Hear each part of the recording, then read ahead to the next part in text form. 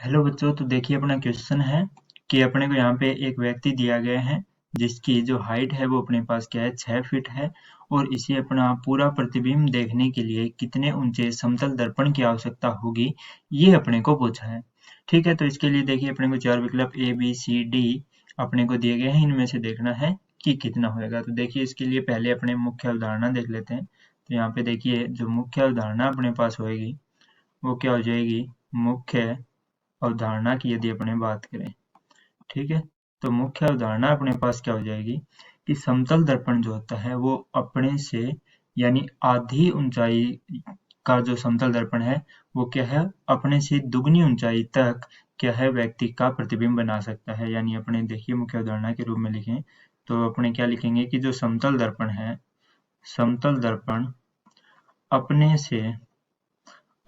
से दो गुनी, ठीक है, अपने से दो गुनी लंबाई का प्रतिबिंब बना सकता है, लंबाई का प्रतिबिंब बना सकता है। ठीक है, ये अपने पास होगी मुख्य अवधारणा की जो समतल दर्पण होता है वो अपनी लंबाई से दोगुना प्रतिबिंब है वो बना सकता है, बना सकता है। ठीक है, किस प्रकार से, तो उस चीज के लिए देखिए अपने यहाँ पे देखते हैं। अपने को यहाँ पे क्वेश्चन में भी कहा है कि 6 फीट लंबाई का एक व्यक्ति है। ठीक है, अपने पहले सिंपली फॉर्म में यहाँ पे देखते हैं कि कोई व्यक्ति है जिसकी हाइट अपने यहाँ पे देखिए ये कोई व्यक्ति मान लेते हैं। ठीक है, इतनी हाइट का कोई व्यक्ति है। इसके सामने एक बार अपने मान लेते हैं कि ये अपने पास क्या है प्रतिबिंब है। तो यहाँ से देखिए अपने जानते हैं समतल दर्पण में क्या होता है कि प्रकाश जितने एंगल पे टकराता है उतने ही एंगल से क्या है वापस निकल जाता है। ठीक है, तो यहाँ तक अपने मान लेते हैं। देखिए इतनी हाइट का अपने कोई व्यक्ति मान लेते हैं जिसकी हाइट है वो अपने h मान लेते हैं, टोटल हाइट। ठीक है, तो देखिए यहाँ से जो प्रकाश जाएगा, ठीक है, वो अपने मान लें कि इस प्रकार जाके सतह पे टकरा रहा है। तो समतल दर्पण जो होता है उसमें क्या होता है कि जितने कोण पे जाता है उतने ही कोण से वापस निकलता है।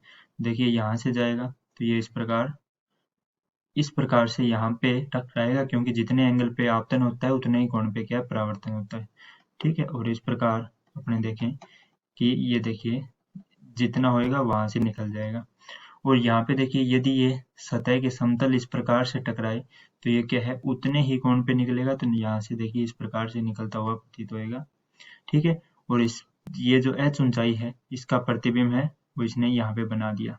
ठीक है, ये हो गई अपने पास h। अब अपने को देखिए देखें कि अपने को दर्पण की कितनी आवश्यकता हुई है।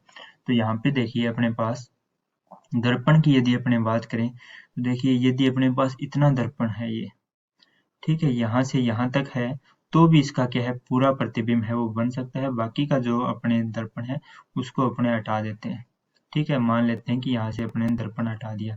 तो देखिए ये ऊंचाई कितनी आएगी, तो यहाँ से अपने देखें कि ये देखिए यहाँ पे व्यक्ति की h/2 ऊंचाई तक होएगा। ठीक है, तो ये भी कितनी होएगी h/2 होएगी। ठीक है, तो यहाँ से यहाँ तक की दूरी देखें तो ये क्या है h/2। तो अपने ने देखा कि h व्यक्ति था, h/2 के प्रतिबिंब से इसकी h ऊंचाई तक क्या है प्रतिबिंब बन रहा है, जो कि अपनी मुख्य उदाहरण है उसको क्या है यहाँ पे सत्य साबित कर रहा है कि समतल दर्पण अपने से दो गुनी लंबाई का प्रतिबिंब है वो बना सकता है। देखिए समतल दर्पण जो था उसकी लंबाई कितनी थी h/2 और इसने कितनी लंबाई के प्रतिबिंब को बना दिया h लंबाई के। ठीक है, तो यहाँ से अब अपने देखिए अब अपना जो क्वेश्चन है उसमें देखिए एक व्यक्ति 6 फीट लंबाई का है, व्यक्ति की जो लंबाई L है वो अपने पास क्या है 6 फीट। तो अपने को इसका पूरा प्रतिबिंब चाहिए, तो अपने को दर्पण कितना चाहिएगा, दर्पण अपने क्या है L/2 होता है क्योंकि आधी लंबाई का बना देता है। तो L 6 फीट है तो 6/2 तो ये अपने पास कितना आ गया 3 मीटर, या अपने कहें कि 3 फीट आ जाएगा। ठीक है, 3 फीट यानी 3 फीट का प्रतिबिंब है वो 6 फीट के व्यक्ति का संपूर्ण प्रतिबिंब है वो बना देगा। तो इस प्रकार विकल्प देखिए 3 फीट अपने पास कौन से विकल्प में है, ए विकल्प में है, तो अपने ए विकल्प के साथ जाएंगे। मैं आशा करता हूँ कि आपको समझ में आ गया होगा। धन्यवाद।